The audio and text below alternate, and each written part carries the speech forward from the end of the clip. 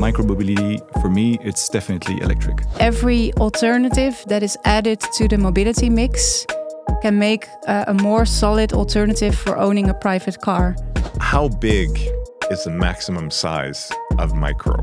They cite that in many studies as the number one reason why they're reluctant, for example, to use a shared bike. Well, first of all, I don't think micromobility is for everyone.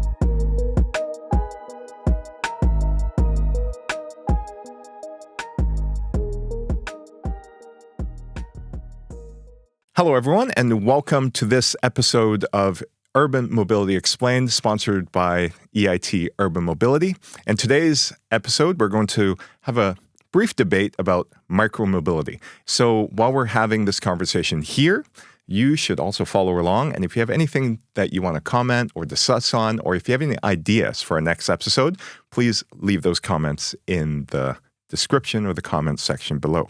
My name as a host is Dr. George Liu, and I'm an expert in urban mobility. I just have a new position at the Technical University of Munich, and elsewhere you can see me and many of the UMX videos. Today, joining us, we have Lotte Rijsman, who is a consultant in shared mobility and cycling at Royal Haskoning DHV. And she will represent more of the consultant perspective, especially reflecting the situation in the Netherlands. And we have with us Martin Lefrancq, who is the new mobility policy advisor at Brussels Mobility, more of a government NGO type perspective. And we have Marc Naether, who is the head of public policy Benelux at Bolt. And you will bring us more of a private sector kind of boot on the ground, what you're trying to implement, innovations type perspective to this conversation. Today, we will be covering several topics that span the width of the debate out in society about micromobility. And I'll start with a question to each of you, being how big is the maximum size of micro, right? So what is the biggest micromobility vehicle that we can have? And are there problems, practically, in establishing that definition? Well, I think if you talk about micromobility, I think it's good to take a look at where you park the vehicles. Mm-hmm. So if, for example, a car, I would say, is not part of micromobility because you actually need a defined parking spot for it. But for example, a moped can still be parked on a sidewalk. So I think maybe there the change between the two happens, and then a car would be more defined as shared mobility, and I think micromobility is a form of shared mobility, but only vehicles that are flexible. Wow, I've never thought of it that way. It's a definition based on where you can park it. So in Amsterdam, I've seen these mini cars that don't really exist elsewhere, and they're about half that. They're like the size of a Smart 4.2, but a bit smaller. And it's really surprising for first-time tourists to come and see these mini cars parked on the sidewalk. So based on your definition, these cantas, or these mini cars, would be classified as micromobility, and that would be the boundary. Is there another thought about, you could also raise problems on that micromobility raises based on a lack of a definition or anything that has caused problems for policymakers in regulating forms of micromobility? We start seeing these microcars or mini cars, whatever you call them, in Brussels as well. And I would also consider them a part of micromobility because actually there's a existing standard in categorization in the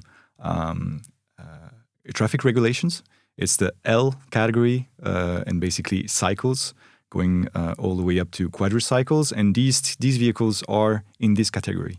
So it's actually, there's already an existing regulation that kind of categorize and define micromobility. So it's quite handy, and I believe it's useful to actually use that. But one thing that is quite important, I think, to say is that micromobility, for me, it's definitely electric. Motorization is 100% electric, and I think it's part of the definition for me. Excellent. We have to go to Bolt and see, based on your shared fleet, so you do car share, ride share, and you also have scooters and bikes in your portfolio of vehicles. What's your take on micromobility? No, correct. And I think one of the distinctions that you also need to make is you have entirely private micromobility, where someone purchases an e-scooter or an e-bike, for example, in the shop and just uses it by himself, his private vehicle. And then you have shared micromobility. And that's obviously something that we as Bolt offer in many European cities and almost all European countries. And what we see is that, let's say, regulators, which are often cities or higher levels of government, they tend to regulate e-scooters and e-bikes and cargo bikes and mopeds more or less in a similar way. And then anything that's bigger, like cars, for example, tend to be regulated in a different way. Because it's not only about the vehicle size, but it's also because the issues and the problems that arise, for example, parking space management is very different for a car than it is for an e-scooter, because an e-scooter is much smaller. And if you look at let's say the entire fleet sizes to see, working towards a definition, you see, I mean, there is, just as Bolt, we operate more than 200,000 e-scooters in the EU. A large fleet of shared electric bikes also. In terms of the volume, it's much bigger than the amount of other type of shared vehicles that exist at the moment. So I think that's a bit the center of what micromobility is these days. Mm-hmm. So we're going to move from a definition, and now this brings us into a conversation about trends. So we see micromobility trending in various ways in different cities, and cities definitely have a different approach to what they think micromobility can bring to their urban space and to the opportunities that people live there. So with this word trends and opportunities, where do you see micromobility in the near future? What trends and opportunities can these trends bring to cities around Europe? Lotte? Well, I think from our point of view, being a consultancy firm that's sort of between the private parties and the governments, because we do a lot of advising for local and national governments, we see that there is a trend towards more collaboration between the two. So maybe before it was a bit of, okay, the private companies wanted to have their operations somewhere. Maybe there were some rules or the cities would say no or yes. Now we see that the cities are recognizing that the private companies can maybe add to their goals. So they're trying to have more collaboration and maybe also have some funding towards the private companies or help them in another way, because they can work together and reach their policy goals, for example. Mm-hmm. The lifespan of vehicles used to be much shorter. Now we have an e-scooter with a lifespan of 8 years. It's much more solid, it's heavier, it has a bigger footrest, it's safer. It has a lot more technology options also that you can use to, for example, restrict parking in certain zones, restrict speed, prevent tandem riding, like all these safety features, which didn't exist before. And you also see that on the side of operators, whereas nowadays, the industry has matured and you have very, let's say, solid companies who operate a quality service, whereas I think some years ago also it was in some cities a bit of a wild west with, I think, up to 9 operators in certain cities. I'm thinking about Brussels, for example. And that has changed also because of additional regulation that has come in. And that has forced actors like us in the industry to also up their game and to operate a responsible service. So I think that is something that is a trend that's definitely growing. And I think also micromobility is more and more integrated generally with the urban public transport system. So there's a lot of links between multimodal journeys between you do a ride on an e-bike or an e-scooter and then you connect to public transport or to a train or to some other kind of transport. I think that's like almost 35% of all trips in big cities on our vehicles are connected to public transport. There's also an increasing link between, for example, existing sort of what we call city bike schemes. So these bikes with docking stations that are relatively cheap and then other free-floating bikes. I think over time, these systems will maybe somehow merge because in both cases, we're offering a shared bike. So there is a lot of progression, but also progression in regulation. So in most big cities nowadays, the service is no longer free-floating, but it has regulated parking areas. There are more and more demands also from policymakers, from regulators on what we need to do as an industry. And I think that's a trend that is, to a certain extent, going to continue. So from the consultancy perspective, it's one of your roles to get cities to see the opportunities there. And then from a service provider perspective, you're working hard to see which ways there are to standardize and harmonize with the other service providers. That's a challenge that relies on public and private cooperation. Is there something that the city or the region wants to do to help facilitate micromobility? Well, actually, we have a strategy for what we want to do with the transport system in Brussels for year 2030. And this strategy is a sustainable urban mobility plan, which we call Good Move, which is really important for us because basically what it says is that we want to have a few trips less being made with a private car and a few more being done with anything else. If we want to get them out of the car, there has to be several type of other services or vehicles. And Good Move is the strategy, but it's also a very concrete set of action, set of policies, and we have a whole set of policies gravitating towards and around mobility services and these type of options. So micromobility really actually is one of these policies. We want to develop these type of opportunities. And now the trend, I would say, in shared micromobility is stabilizing. We've developed a lot of infrastructure for parking these type of vehicles. In terms of demand, there's been some stabilization as well. But the trend also in the past few months, I noticed that there's more and more privately owned vehicles, specifically e-scooters. But the trend is very strong as well in terms of e-bikes. Since last year, actually, more than 50% of bikes sold in Belgium were electric. And it's trend going like that as well in the Netherlands, in Germany, in Austria. So yeah, this is a very strong trend, I would say. The cars are really, really good right now. And we don't need better cars because they're getting bigger, getting more expensive and heavier. So sometimes a smaller and actually worse vehicles can be really, really handful for urban transport. And I think that's what's going on. And that's why there's so much interest in micromobility. What are some sustainable mobility system level innovations that micromobility can contribute to? Well, I think it's important to look beyond the single mode of a micromobility vehicle, but more look at the whole mobility mix that you can use, not only in cities, but also outside. Because every alternative that is added to the mobility mix can make a more solid alternative for owning a private car.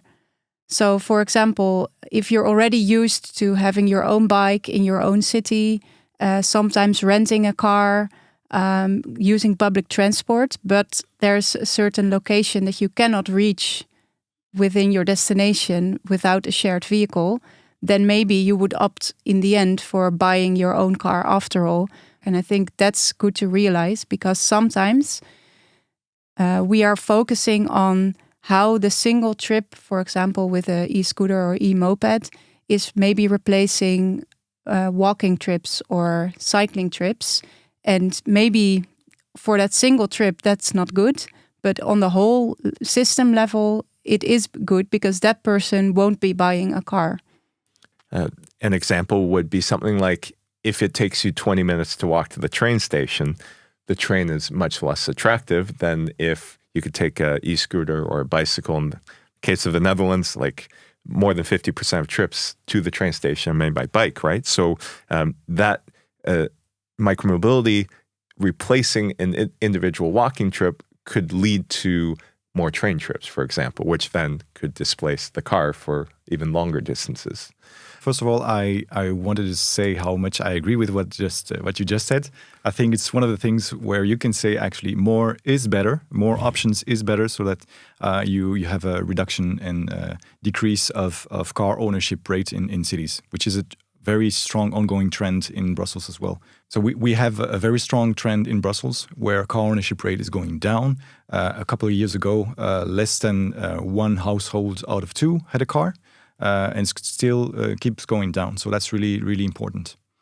When it comes to integration of micromobility in the transport system, I think there's a strong combination and strong link with transit, public transit.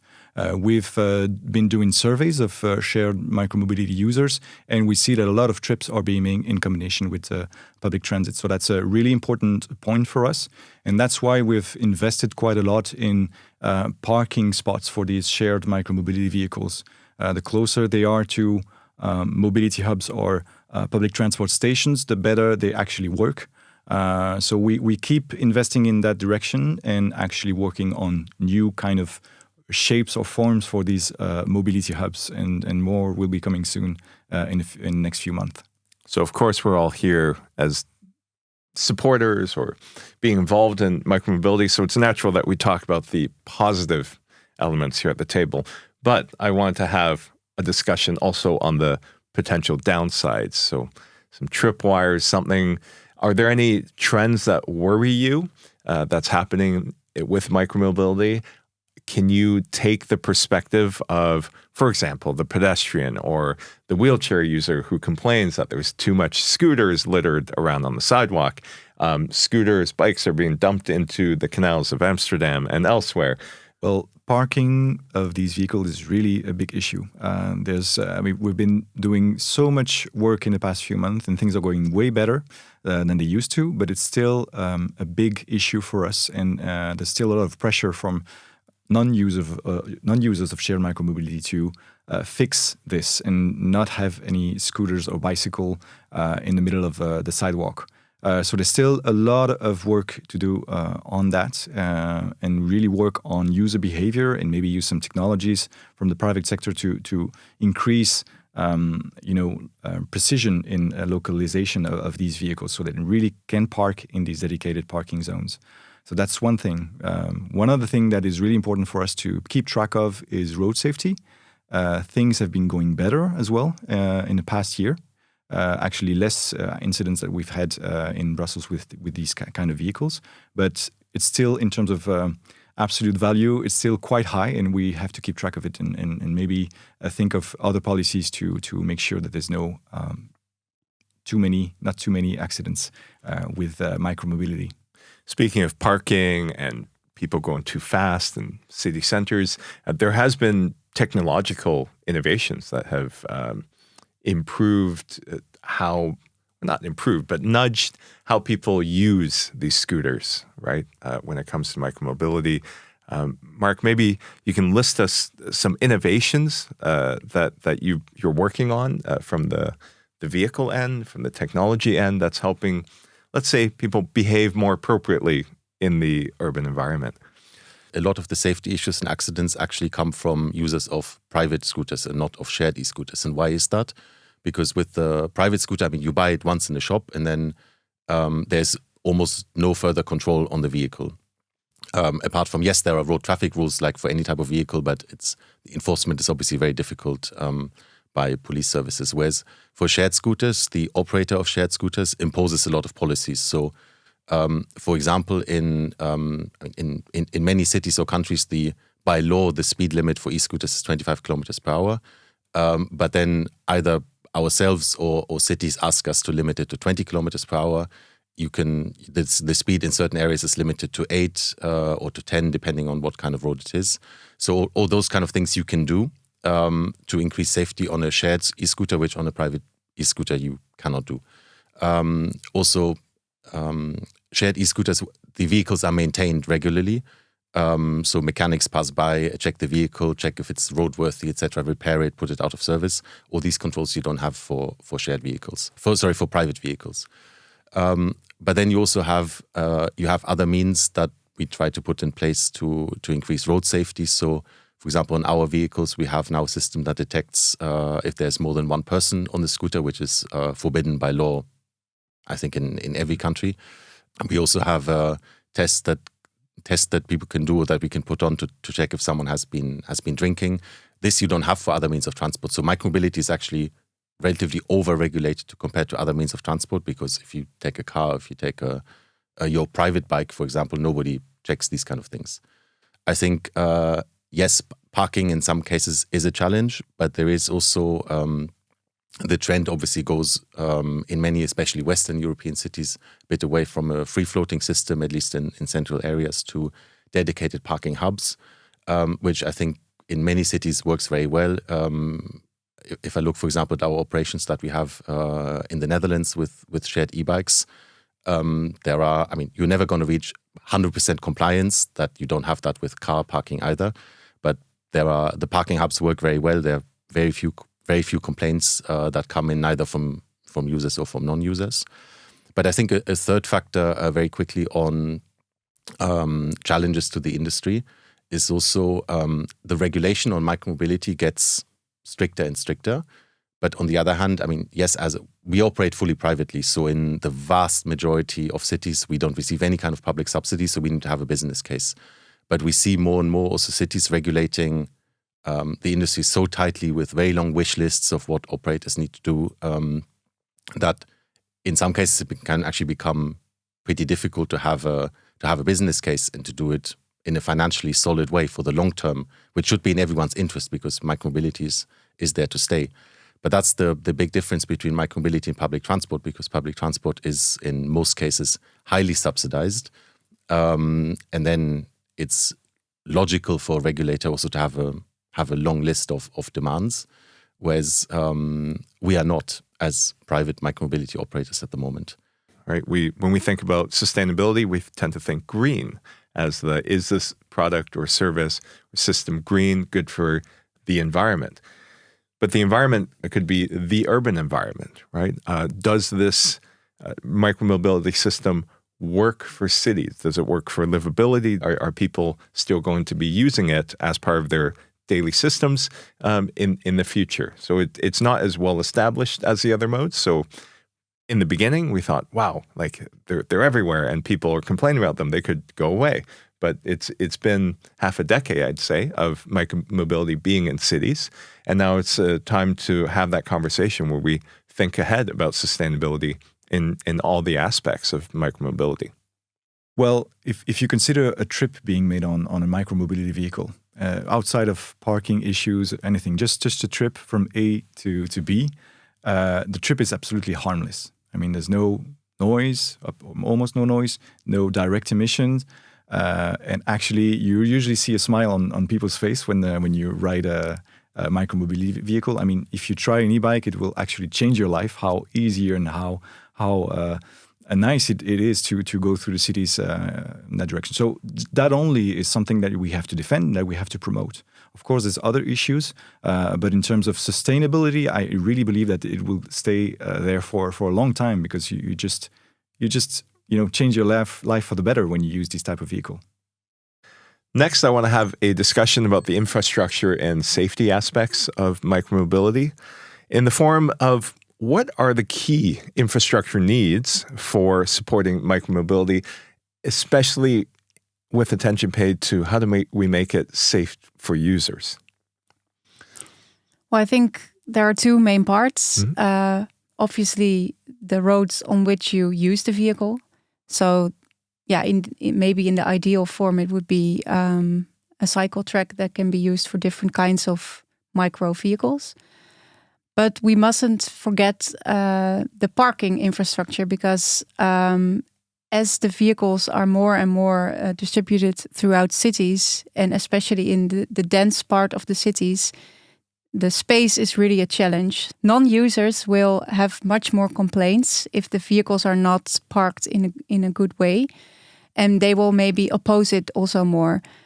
What we've seen in cities where they implement hubs, so micro hubs or larger hubs at, for example, train stations, it's better for, in large part, it's better for the user, because it's clear where to park your vehicle, although it cannot be parked everywhere, so that might be a downside. But it's also very clear for the non-users, because they think, okay, this is a dedicated space. It's regulated. I don't have to wrap my head around, like, what is this vehicle doing here? In the Netherlands, we now have a national hub appearance. So everywhere in the Netherlands, in the future, hopefully, where there are shared vehicles or micromobility, it will look the same. So it has a green color, and it can be small, like just a paint on the floor, or it can be a big space outside the train station, for example. But to make it all clear for everybody, this is where you can get your micromobility or shared vehicles. And I think that's a very good point to do, because then people don't only use vehicles in one place. They go around the country, they visit other places, and if it's the same, it's clear for everybody that this is the system you use. So we're really moving towards a standard for micromobility, that it's been long enough, it's established itself, this sharing model, as something that governments need to pay attention to. So, and it's become really part of the mobility system in a way that's beyond just an experiment, right? We remember 5 years ago, we didn't know what was happening. It was an experiment. Now there's rules and regulations being put in place. And it's neat to see it from a bottom-up perspective. We touched on infrastructure. We touched on how parking is a part of infrastructure. What can micromobility providers do to make the lives of regulators easier?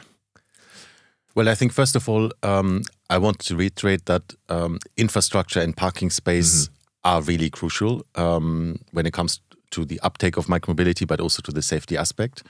Infrastructure means, in many cases, well-maintained roads, ideally separate spaces such as separated bike lanes.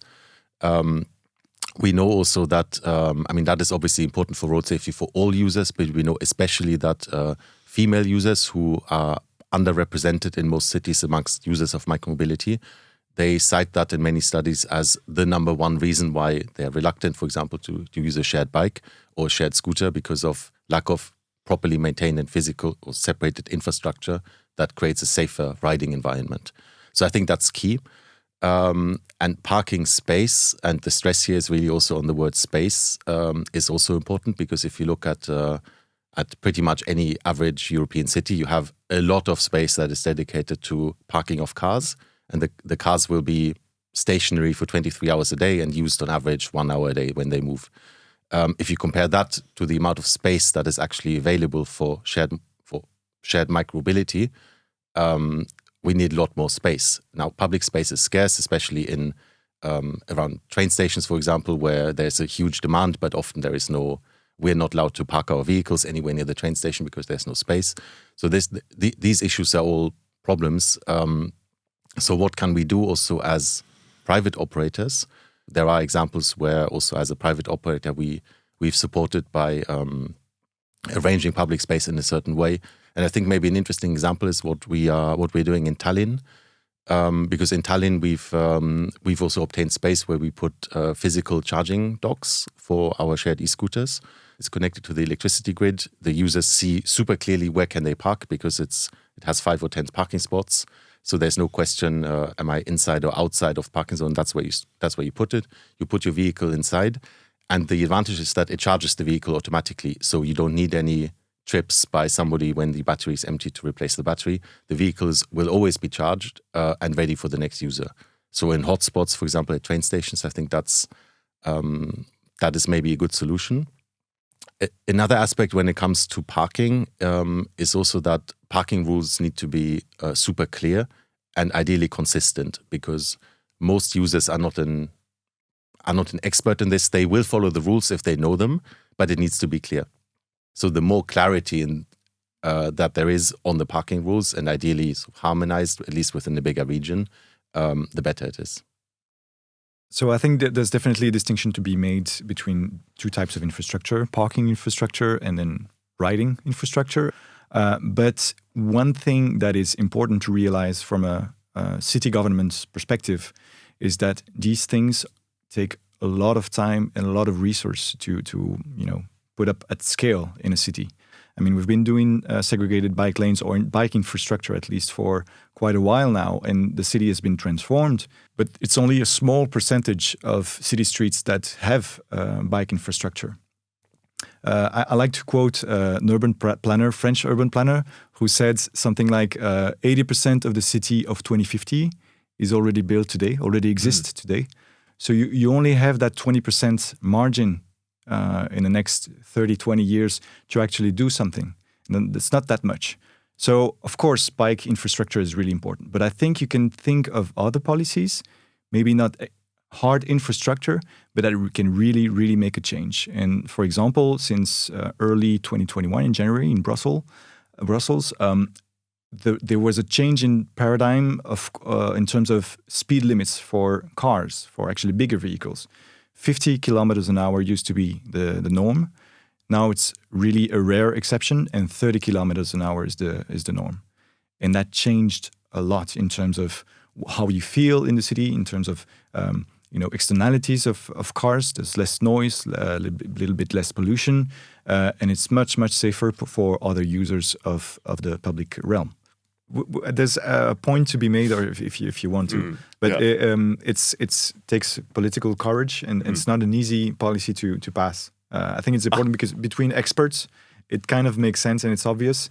But from a citizen's perspective, and since these videos are maybe for a wider audience, it's important that it's not easy, and that there's you have to face quite a lot of opposition for these type of policies.